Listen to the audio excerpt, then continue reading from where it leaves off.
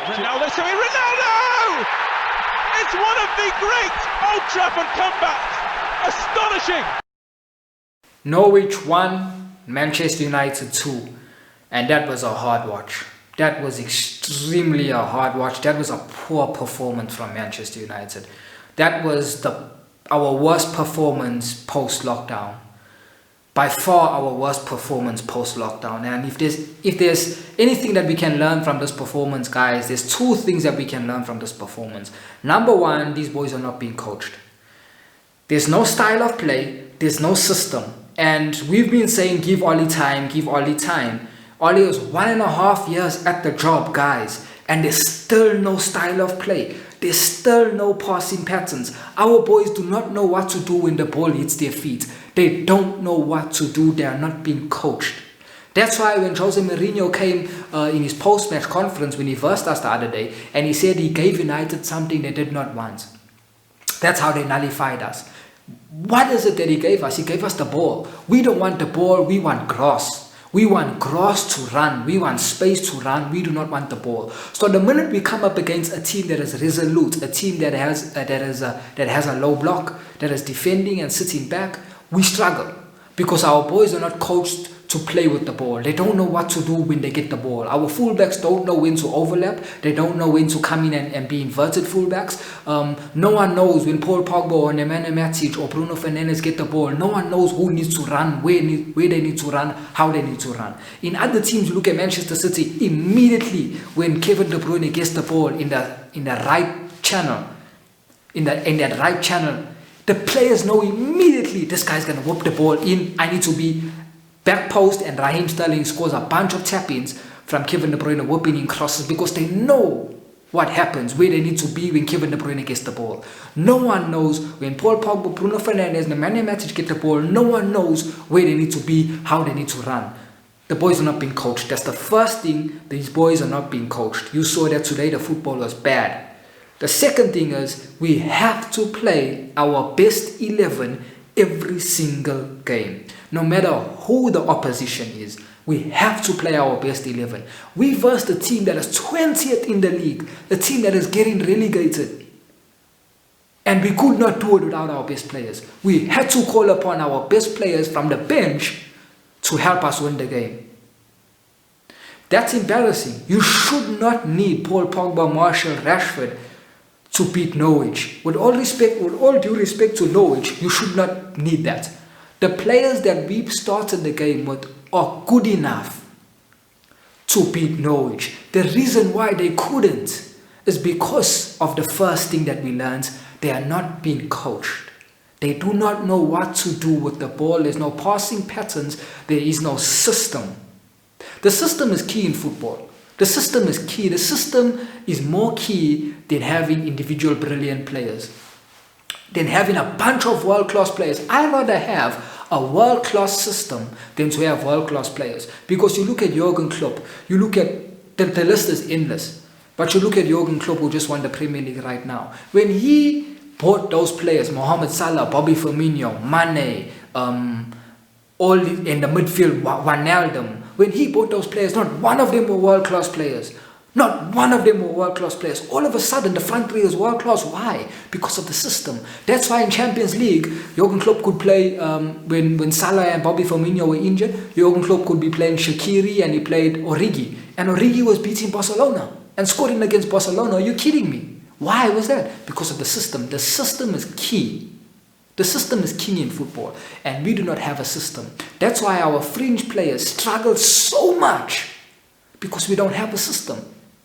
That's why we struggle today so much, because we do not have a system. When you have a system, you can break down a team like Norwich. Very easy. But when there's no system, you rely on individual brilliance.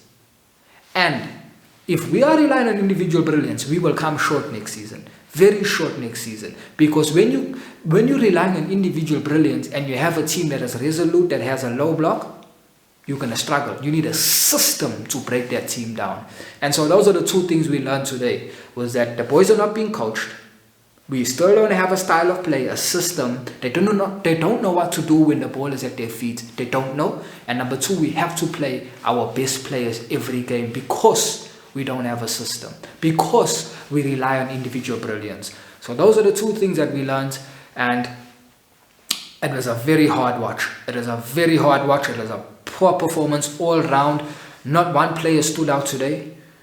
Poor performance. Let's run through it from the back. Sergio Romero, he should have saved that goal.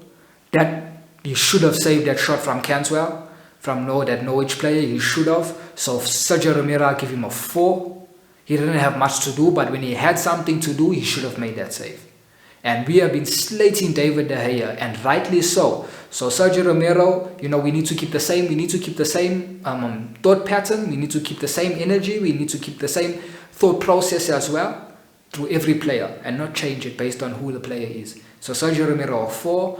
Diego Dalot, I was looking on Twitter, and for some reason Dalot was getting slaughtered on Twitter, and I don't understand why, because Dalot with the ball is very, very, very tidy. He's very good with the ball. He's an attacking fullback, and he attacks very well.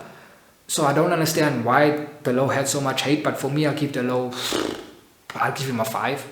I'll give Dalot a 5. He didn't do too much. He didn't do anything bad. For me, I give him a 5. For me, I give Eric Bailly a 5 as well. I think Eric Bailly was good, called upon. He never had much to do, but when he had something to do, at the beginning moments of the game, he was rusty, and rightly so. He hasn't played.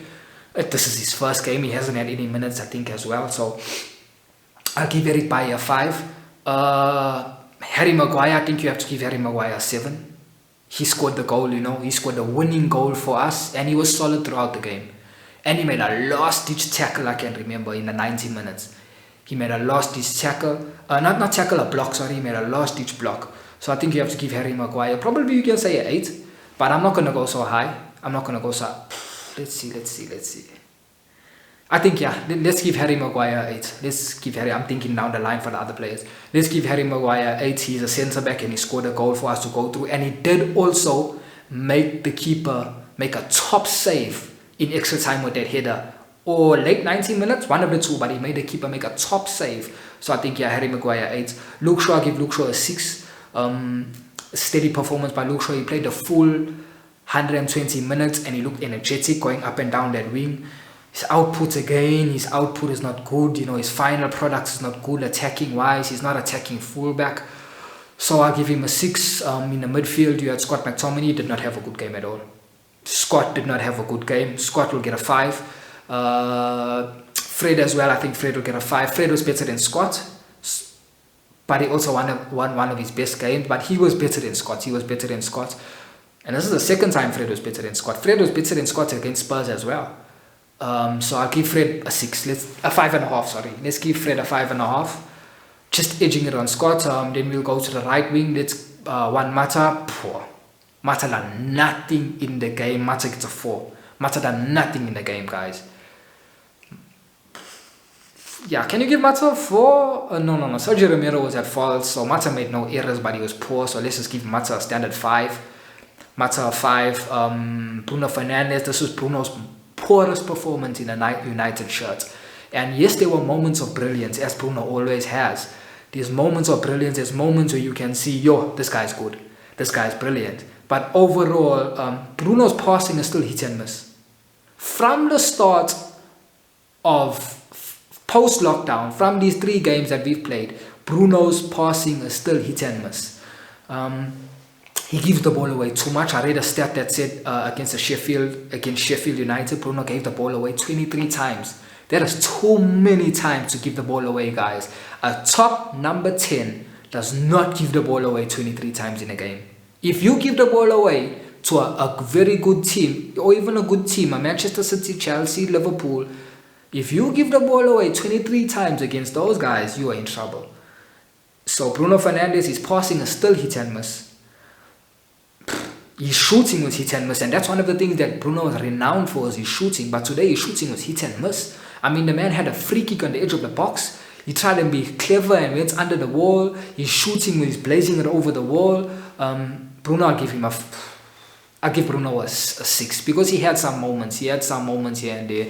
So I'll say I'll give Bruno a 6. Can't give him the same as Scott McTominay and Fred. So I'll give Bruno a 6. Jesse Lingard, wow. Jesse is a 4. Jesse is a 4. You have to give him the same as Romero. Jesse was poor. Every time Jesse got the ball, he was giving it away. There was a time on the edge of the box, he dribbled past 2 defenders, very good, but after that he scuffed the shot. He had no balance and he scuffed the shot. Jesse Lingard plays football like how we used to play when we were playing under 9. Sunday league football, under 9, where you just run. You don't have a clue what you're doing, you just run. That's how Jesse Lingard plays his football, and this is a professional player. Jesse Lingard is super poor today. 4. Igalo scored the goal. First half, beginning of the game, wow, he was sharp. He held up the ball, fantastic. His link-up play was fantastic in the first half. Second half, he died. He died a slow dead second half. But first half, he was magnificent. And he got the goal. I'll give him a 6. Can you give him a 6? He scored the goal. Let's say a 6.5. Let's say a 6.5 for him. And he was also involved in the other goal as well. Yes, it was a scrappy goal, but he also had that small role to play. So, okay, let's give Igalo a 7. It's very generous because his overall performance, first, second half, and extra time was not good enough, but he did get the goal and he had a role to play in the second goal. So let's give him a 7. Then we go to the substitutes. Oli used all of his substitutes, and rightly so as well. In fact, one thing about Oli and substitutes, why can't Oli make a substitute in 45 minutes? Half time. The team is playing poorly against Tottenham, against Sheffield, now against Norwich. All 3 times there was players that needed to come off during half time. Oli doesn't make changes half time. It's like there's a rule that Oli has in his rule book that you do not make a change at half time. I don't know why. But anyway, okay, the substitutes that he brought on, Brandon Williams. Brandon Williams made a last-ditch tackle in the box. But people were saying that he was at fault for the first goal. He did not make a tackle when he should have made a tackle. So that is at the beginning phase of the goal. So I think you give Brandon Williams a 5. He didn't do too much. Nemanja Matic, I think Nemanja Matic was solid. Very solid. Nemanja Matic has been performing excellent post-lockdown. Excellent. I think Nemanja Matic, you give him a 6.5, I think. 6.5 we can give Nemanja Matic. Considering the fact that he also played centre back with Harry Maguire, when Norwich went to 10 men, we played almost a formation that was like 2-4-4, and so Matic was playing alongside Maguire, and he held his own, although he had nothing to do because we had the ball, but he held his own. So I'll say Nemanja Matic is a 6.5, steady performance. Then we go on to who else? Okay, then we can go on to the other midfielder that Oli brought on, Paul Pogba. I think Paul Pogba was fantastic. Another game where he was one of our best performers. Fantastic. His hold up. I mean, you can't get the ball when he's shielding the ball. He was dribbling past people. I remember on the right side of the pitch, he dribbled past the guy. The guy couldn't catch him. He bullied him as well. Paul Pogba he started that goal. The second goal the goal that Harry Maguire scored was because of Paul Pogba. Paul Pogba made that disguised pass into Igalo or Marshall, or one of the two, and he made that disguised pass. So he actually started the goal off. Paul Pogba was fantastic. I'll give Paul Pogba a 7, guys. I know it's high, but for me, he was fantastic. Out of all the substitutes, he was the best. So I'll give Paul Pogba a 7. That's why I never want to give Harry Maguire a 7. I want to give Harry Maguire 8 because obviously Harry got the goal. So Paul Pogba 7. Then you go on to, he brought on Mason Greenwood. Mason Greenwood was flat. And one criticism I'll give Mason Greenwood is that Mason just only wants to shoot. Like when he gets the ball, it's a good thing and it's a bad thing. It's a good thing because he only got eyes for the net and he only wants to score. But it's a bad thing because someone else may be in a better position than him. Lay the ball off. Like there was once where on the right side where he cut in with his left and Bruno Fernandes was making a run across the box. He could have slotted Bruno Fernandes in. He chose to shoot and it went wide. So he needs to work on his decision making. I'm going to give him a 5. He done absolutely nothing. Marcus Rashford didn't do too much as well. He looked lively, but he didn't do too much. I'll give Marcus Rashford a 6. He was lively here and there. He was taking the initiative and he wasn't hiding when he came on. He wanted the ball. I'll give him a 6. Anthony Martial as well. I'll give Anthony Martial a 6. He had a role to play in the goal. Steady performance by him when he came off the bench. Never have too much time. But he did have a role to play in the goal. So that's the player ratings, guys. Ole Gunnar Solskjaer, I'm going to give Ole, I want to give him a 4. I'm tempted to give him a 4, but I'll give him a 5. I give him a 5 because I agreed with all the substitutes that he brought on. I don't agree with the time he brought them on. I think he should have brought substitutes on 45 minutes. We would have had a better chance of winning the game if he brought him on 45 minutes. He had no tactics. He had no style of play. He had no system. He was clueless. And one thing you must notice, guys, is that, during the drinks break, you get a drinks break at, I think, 21 minutes, and you get another one in the second half, something like that. But just notice, during the drinks break, Ollie is not talking to no player. Ollie is sitting up there on the stands, talking to his coaches, and the players are there drinking, and the players are talking to Michael Carrick and all that. You are a manager. You need to, any opportunity you get to talk to the players, you need to talk to them, because it's not like your team is performing fantastically. No, we're not. In all 3 games we play post-lockdown now, we have not been performing well. So you have to have something to tell your team. No team is perfect. Ollie got nothing to say. And for me, I think he got nothing to say because he generally doesn't know. He generally doesn't know what to say to them or what to do. When you look, and then you go and look at a manager like Pep during the drinks break, Pep is always talking to his players, and not just one player, he's talking to multiple players. This is what you must do, that's what you must do. Our manager doesn't. So that's the game, guys. Very poor game, but we at the business end of the season where it's not about performances, it is about results. 100% about results. But what I will say is performances are an indication of the results performances are an indication of the results that are to come. Performances are an indication of the results that are about to come. You will always tell a team is about to drop results, about to drop points because of their performances. And you can always tell a team is on the ascent, even if they're losing or even if they're drawing. But if they're playing well and playing the other team off the park, you always see that, this team is going places. That's how we saw, remember the first game we played against Chelsea? We beat Chelsea 4-0. That was not a 4-0 game. Chelsea outplayed us that game. And you could see Frank Lampard is going places. Now they fought. They beat Manchester City. They fought. They're above us. You can see that they're going places. Same with Liverpool. Liverpool are playing fantastic. Liverpool went to a Champions League final. They lost, but you could see that they are going places and they're going to win silverware because of the style and the way the manner that they were playing. So performances are an indication of the results that are about to come. I'm going to leave you with that, guys. See you all next game.